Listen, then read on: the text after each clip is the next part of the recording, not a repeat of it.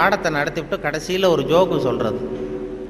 அந்த ஜோக்கு அந்த வயசில் நமக்கு என்ன பிடிக்குமோ, அதாவது இந்த வயசில் உங்களுக்கு என்ன பிடிக்குமோ அது அப்படிப்பட்ட ஜோக்காக சொல்லி எங்களை உடனே அந்த வகுப்புக்கு எல்லாரையும் வரும்படியாக பண்ணிட்டார். அப்போ அந்த விவசாய புள்ளியியல் துறை பேராசிரியர், அதனுடைய பாதிப்பு தான் எனக்கு எது சொன்னாலும் கடைசியில் எதையாவது ஒரு வேடிக்கையாக ஒன்று சொல்கிறதுங்கிறது. அந்த ஆசிரியருடைய பாதிப்பு. அவர் என்ன பண்ணுவார், ரொம்ப கடுமையான விஷயங்களை சொல்லிவிட்டு பாடம் முடிகிறப்போ ஒரு ஜோக்கு சொல்லுவார். அப்போ ஏதாவது பத்திரிகைகளில், வெளிநாட்டு பத்திரிகைகளில் படிச்சுட்டு சொல்லுவார். அவர் அப்போ 40 வருஷத்துக்கு முன்னாடி சொன்னது இப்போது இன்னமும் ஞாபகம் இருக்குது எனக்கு. அது என்ன, அவர் சொன்ன அந்த ஜோக்குகளில் ஒன்று என்னென்னா, ஒரு பெரிய குண்டான ஆள், ரொம்ப எடை அதிகம். அவன் இந்த எடையை குறைக்கிறது எப்படின்னு முயற்சி பண்ணான். முதல்ல எவ்வளவு எடை இருக்கும் அப்படின்னு சொல்லி ஒரு எடை போடுற மிஷினில் ஏறி நின்று காசை போட்டானா. டிக்கெட் விழுந்தது. அதில் எழுதியிருக்கும், என்ன எழுதியிருக்கு அப்படின்னு பார்த்தா, ஒரு சமயத்தில் ஒருவர் மட்டுமே ஏறி நிற்கவும் அப்படின்னு இருந்துதான். இவன் புரிஞ்சுக்கிட்டான், என்னாச்சுன்னா சரி நமக்கு நிலைமை சரியில்லை, இது எப்படியும் எடையை குறைக்கணும், இதுக்கு என்ன பண்ணுறதுன்னா அந்த நேரம் அமெரிக்கா போக வேண்டிய வாய்ப்பு கிடச்சிது.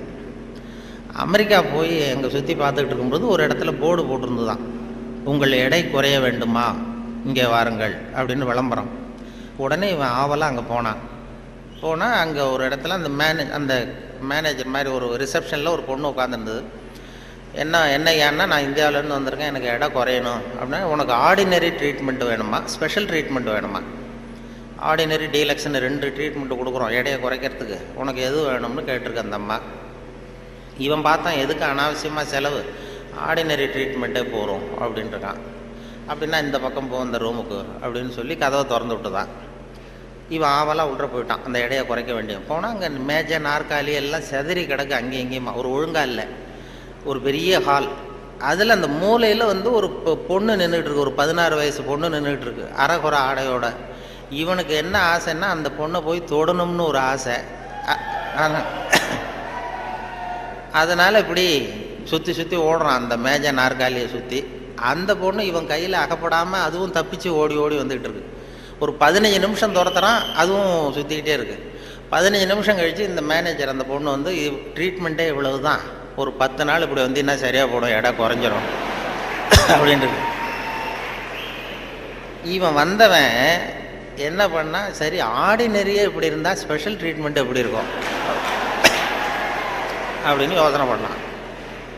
சாடார்னு என்ன பண்ணால், நம்ம வந்துட்டோம், இதுக்காக இன்னொரு தரம் அமெரிக்காவுக்கு நம்ம வரப்போகிறதில்ல, எப்படியும் அதையும் பார்த்துட்டு போடும்ட்டு மறுபடியும் அந்த மேனேஜர் அம்மாட்ட போய் நின்னான். என்ன சார் மறுபடியும் என்னன்னு கேட்டிருக்கேன், அந்த ஸ்பெஷல் ட்ரீட்மெண்ட்டையும் எடுத்துகிட்டு போடலாம்னு பார்க்குறேன் அப்படின்னா, அது நீங்கள் இது ஆர்டினரி ட்ரீட்மெண்ட்டுக்கு $10 கட்டினீங்க, ஸ்பெஷல் ட்ரீட்மெண்ட்டுக்கு $50 கட்டணுமே அப்படின்ட்டுருக்கு. அது பரவாயில்ல, நான் கட்டிடுறேன்னு சொல்லி கட்டிவிட்டு அப்படின்னா இந்த ரூமுக்கு போ அப்படின்னு ரொம்ப ஆவலாக போய் கதவை திறந்தான். அதுவும் ஒரு பெரிய ஹால், இதே மாதிரி மேஜை நாற்காலிலாம் செதறி கிடக்கு. அந்த மூலையில் தேடுறான், யார் நிற்கிறான்னு பார்த்தா ஒரு 90 வயசு கிழவி. அவ இவனை துரத்துறா.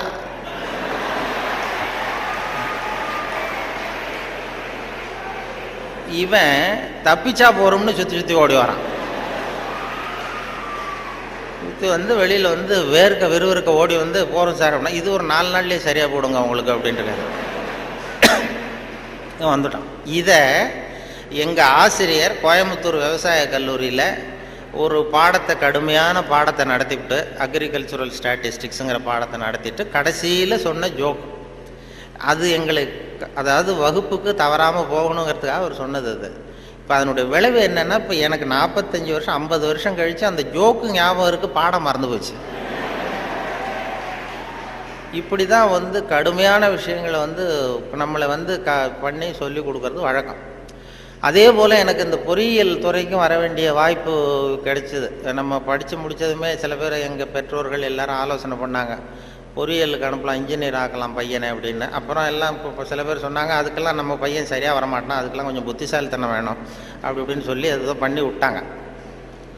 அப்போது சொல்கிறது உண்டு, ஒரு பையனுக்கு சின்ன வயசுலேயே அவனை எந்த துறையில் சேர்க்கறது அப்படிங்கிறது ஒரு முக்கியமான விஷயம். ஒரு அம்மாவுக்கு தன்னுடைய பையனை எதில், இன்ஜினியரிங் காலேஜில் சேர்க்கணும்னு ஆசை. எந்த துறையில் சேர்க்கறது, சிவில் இன்ஜினியர் ஆக்கலாமா, மெக்கானிக்கல் இன்ஜினியர் ஆக்கலாமா, அதை அல்லது எலக்ட்ரிக்கல் இன்ஜினியர் ஆக்கலாமா அப்படின்னு ஒரு அம்மாவுக்கு ஆசை. அப்போ எல்லா துறையும் இருக்கீங்கன்னு அர்த்தம். இந்த இந்த பையனை எந்த துறையில் சேர்க்கறது அம்மாவுக்கு முடிவு பண்ண முடியல, அப்பாவாலையும் ஒன்றும் சொல்ல முடியல. உடனே இவர் என்ன பண்ணார், பையனை அழைச்சிட்டு ஒரு மனோதத்துவ டாக்டர்கிட்ட போனார். ஒரு உளவியல் டாக்டர்கிட்ட போய் சைக்கியாட்ரிஸ்ட் இது மாதிரி என்னம்மா விஷயம்னு கேட்டிருக்காரு அந்த டாக்டர். ஒன்றும் இல்லை சார், என் பையனை வந்து மேற்கொண்டு படிப்புக்கு சேர்க்கணும், இன்ஜினியரிங் காலேஜில் சேர்க்கணும்.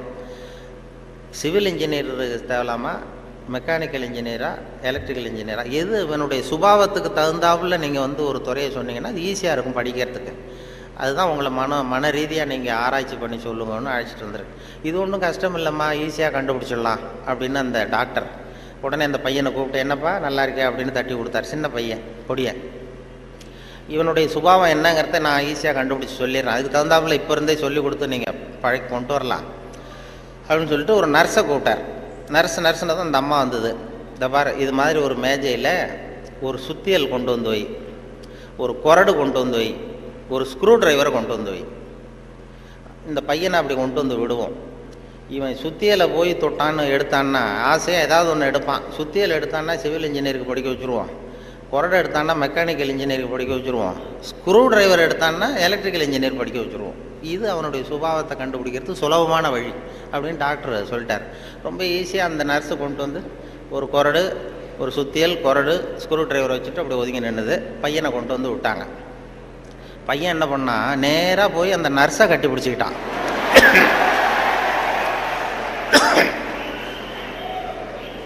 உடனே அந்த டாக்டர் சொன்னாராம், இவனை வந்து டாக்டருக்கு படிக்க வச்சுருங்க,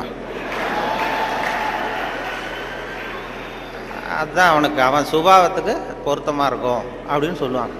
அப்படி ஒருத்தருடைய சின்ன வயசுலேயே நம்ம எந்த துறைக்கு கொண்டு போகலாம் என்ன ஏதுங்கிறது இளையும் பயிர் முளையில் தெரியும்பாங்கள்ல, சின்ன வயசுலேயே தெரிஞ்சிடும்.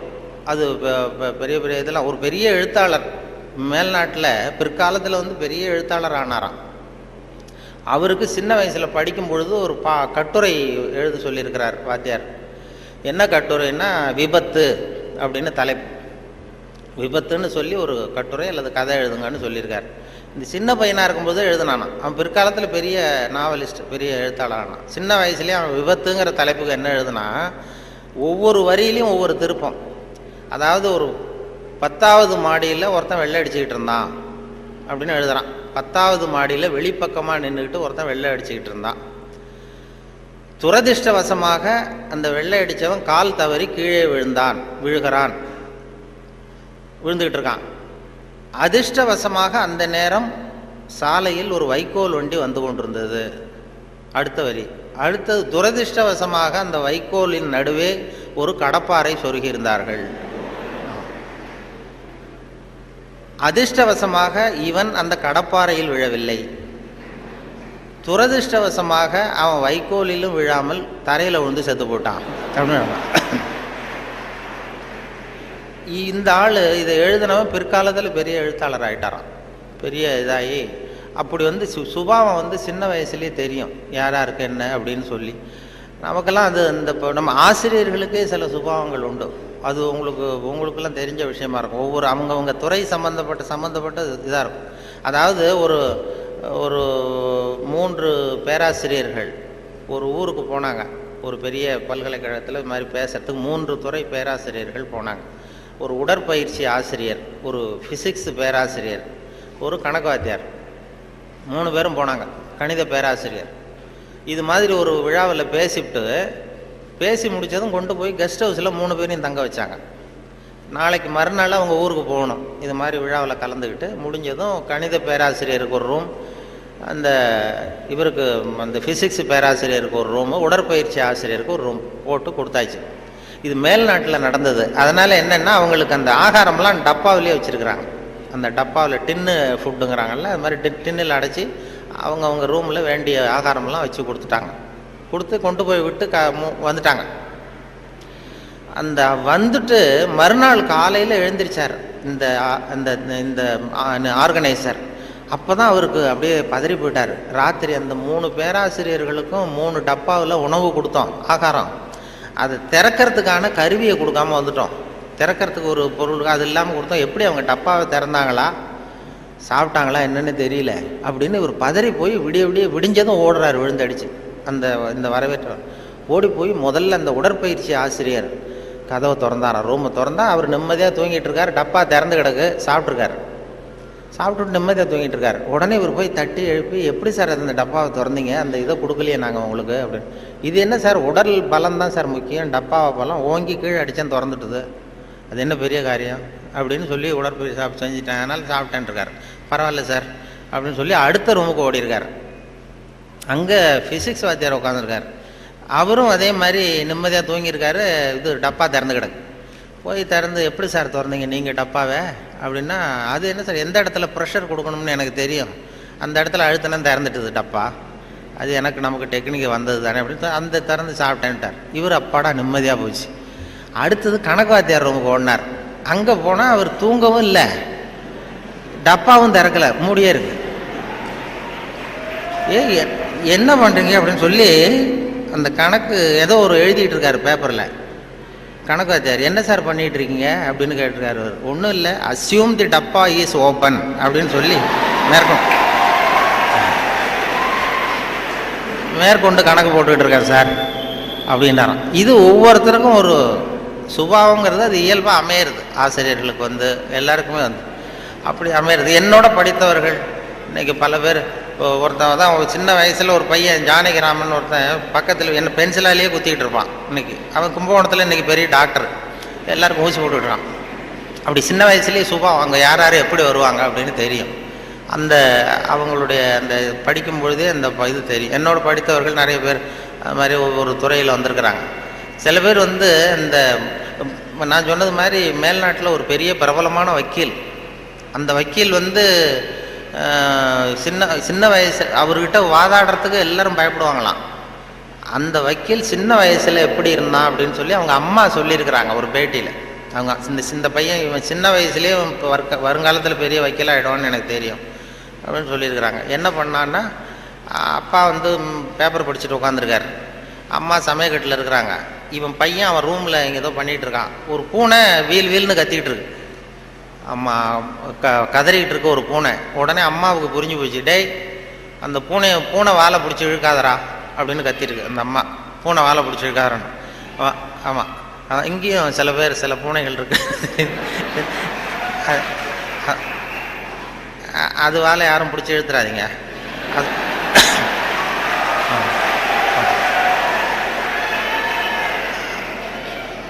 பூனை வாழை பிடிச்சிருக்காருன்னு அந்த அம்மா கத்திருக்கு. அப்பா அவன் சொன்னானா, அம்மா நான் வந்து பூனை வாழை பிடிச்சி இழுக்கலை, பூனை தான் அது வாழை பிடிச்சி இழுத்துக்கிட்டு இருக்குன்றான். நான் ஒன்றும் பூனைக்கு இடைஞ்சல் பண்ணல, பூனை தான் வாழை இழுத்துக்கிட்டு இருக்கு, நான் அது வாழை இழுக்கலன்றான். ஓடி போய் பார்த்துருக்குறாங்க அம்மாவும் அப்பாவும். பார்த்தா இவன் பூட்ஸு காலால் மிரிச்சிக்கிட்டு இருக்கான், பூனை வாழை இழுத்துக்கிட்டு இருக்கு. அவன் பிற்காலத்தில் பெரிய வக்கீல் ஆகிட்டான். அதாவது ஒரு தான் பேரில் தப்பு இல்லைங்கிறது மாதிரி பேசினா பாருங்க. அவங்க அம்மா வந்து சொல்லியிருக்கு. இப்படி அது சின்ன வயசில் அவங்கவுங்களுக்கு அந்த இது இருக்கும். சில பேருக்கு ஆராய்ச்சி விஞ்ஞான மனோபாவம் வந்துடும். விஞ்ஞானம் சில பேர் சின்ன வயசுலேயே ஒருத்தன் மூஞ்சில் ஒருத்தன் குத்திக்கிட்டு இருப்பான். இளம் வயசுலேயே ஒருத்தன் மூஞ்சில் ஒருத்தன் குத்திட்டு இருப்பான். அவங்கெல்லாம் பிற்காலத்தில் சட்டசபைக்கு வரலாம். சட்டசபைக்கு வந்து பெரிய அவங்க சுபாவத்துக்கு தகுந்த மாதிரி ஒரு துறையை தேர்ந்தெடுக்கணும். அதனால் இதில் எல்லாம் இப்போ பொறியியல் மாணவர்கள் தான் இருக்கிறாங்களா, எல்லோரும் கலந்துருக்கிறாங்களான்னு தெரியல. ஏன்னா நீங்கள்லாம் ரொம்ப கொடுத்து வச்சவர்கள். இந்த பள்ளிக்கூடத்தில் இது இப்படிப்பட்ட ஒரு பெரிய நிறுவனத்தில் படித்தவங்கள்லாம் இன்றைக்கி பெரிய பெரிய அளவில் இருக்கிறாங்க. அதனுடைய ஒரு விழா கொண்டாடுதுன்னா அதெல்லாம் ரொம்ப மரியாதை மதிப்பாக உள்ளது. என்னை பற்றி அறிமுகப்படுத்தினவர் ஏதோ நான் பெருசாக என்னை பற்றி ரொம்ப பெருமையாக சொன்னார். அவர் அவ்வளவு பெருமையாக சொன்னதுக்கு காரணம் என்னென்னா, அவ்வளவு நானே எழுதி கொடுத்தது. வேறு அது ஏன்னா வந்ததுமே ஒரு பேப்பரை கொடுத்து, அந்த கெஸ்ட் ஹவுஸு போகும்பொழுது ஒரு 2 பேப்பரை கொடுத்து உன்னை பற்றி எழுதிட்டு வான்னு சொல்லி கொடுத்து அனுப்புனார். உடனே எழுதிட்டு வந்து கொடுத்தேன், அப்படியே படித்தார். அது இவ்வளவு தூரம் விடாமல் சொல்லுவார்னு தெரிஞ்சுருந்தா இன்னும் கூட எழுதி கொடுத்துருக்கலாம் கொஞ்சம். அது என்ன அதில் வேற இவரை பற்றி அறிமுகப்படுத்துறதுக்கே இது அவசியம் இல்லை, எல்லாருக்கும் தெரியும், இருந்தாலும் சொல்கிறேன் அப்படின்னு சொல்லி அவர் அதை படிக்கிறது. இது ஒரு சம்பிரதாயம்தான். ஒரு கூப்பிடும்பொழுது ஒரு இதில் அதே போல் உட்காந்து பேசுகிறியா நின்றுட்டு பேசுகிறியான்னு வேற கேட்டாங்க. அது எப்படி நீங்கள் ஏற்பாடு பண்ணியிருக்கிறீங்களோ அப்படி பேசிடுறோம் சார், இதில் என்ன அப்படின்னு 2 இருந்தது. உட்காந்து பேசு. ஏன்னா இந்த பேச்சாளர்கள் கடவுளுக்கு தான் 3 கோலங்கள் சொல்லுவாங்க. நின்ற கோலம், அமர்ந்த கோலம், கிடந்த கோலம் அப்படின்னு இந்த ஆன்மீகத்தில் சொல்லுவாங்க. நின்ற கோலத்தில் அருள் பண்ணுறவர் யார்? திருப்பதி வெங்கடாஜலபதி அப்படி வைங்களேன். அமர்ந்த கோலம்னு பார்த்தா ஐயப்ப சாமி அமர்ந்த கோலம். இதை தவிர கிடந்த கோலத்தில் அருள் பண்ணுற சாமி இருக்குது. அது என்னென்னா ஸ்ரீரங்கம் பள்ளிகொண்ட பெருமாள். அது வந்து படுத்திருக்கும். இப்படி 3 கோலத்தில் ஆண்டவன் கோலங்கள் உண்டு. அது எதுக்கு சொல்கிறேன்னா, அதே மாதிரி நம்ம ஊரில் பேச்சாளர்களுக்கும் 3 கோலங்கள் உண்டு. அது நின்ற கோலத்தில் பேசுகிறவர்கள் அரசியல்வாதிகள். அவங்களுக்கு நின்னா தான் பேச்சு வரும், உட்காந்து பேச. அமர்ந்த கோலத்தில் பேசுகிறவங்க ஆன்மீகவாதிகள். இப்போ நடமாடும் பல்கலைக்கழகம் நாவலர் நெடுஞ்செழியன் இருந்தார் இல்லையா, இங்கே படித்தவர். அவர் வந்து ரேடியோவுக்கு பேச வந்தார். அமைச்சராக இருக்கும் பொழுது திருக்குறளுக்கு உரை எழுதினார். அப்போ நான் கூப்பிட்டு ரேடியோவில் அவர் பேட்டி எடுத்து